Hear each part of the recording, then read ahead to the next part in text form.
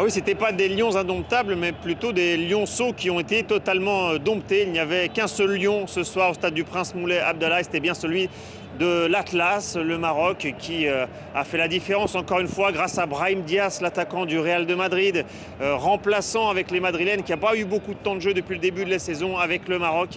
Il est clairement l'homme fort de cette équipe. Il a marqué à chacune des rencontres des Lions de l'Atlas dans ce tournoi. 5 buts pour Brahim Diaz, évidemment.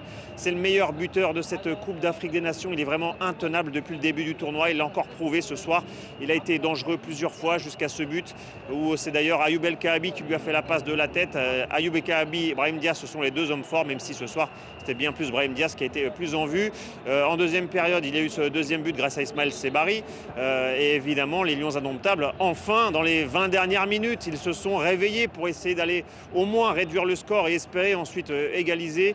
Mais ça a été une prestation beaucoup trop faible du Cameroun, qu'on avait souvent évoqué dans nos JT de la CAN depuis le début du tournoi, comme une équipe qui montait en puissance malgré sa préparation difficile avec le sélectionneur David Pagou, nommé quelques semaines avant la CAN. Mais ce soir, clairement, les Camerounais ont été totalement décevants, souvent apathiques, incapables de se procurer des occasions de but. Il a fallu attendre la fin de match pour voir une frappe cadrée du Cameroun. Il y a eu 0 frappe cadrée durant plus de 60 minutes des Camerounais.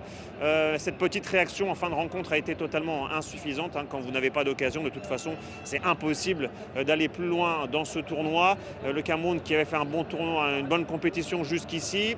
Vous allez sûrement parler en plateau, décevante prestation des Camerounaises. En revanche, pour le Maroc, ça continue. Demi-finale. La dernière fois que les Marocains avaient atteint la demi-finale, c'était en 2004, où ils avaient été finalistes contre la Tunisie. En revanche, le contenu, la prestation des Marocains, il va y avoir encore des choses à dire. Vous savez que le Walid Regragui est souvent critiqué ici au Maroc pour le niveau de jeu affiché des Camerounais. Certains supporters disent même que Walid Regragui, c'est un peu le Didier Deschamps du Maroc. Il y a les résultats, il y a les victoires, mais question fond de jeu, question spectacle, c'est pas toujours au rendez-vous.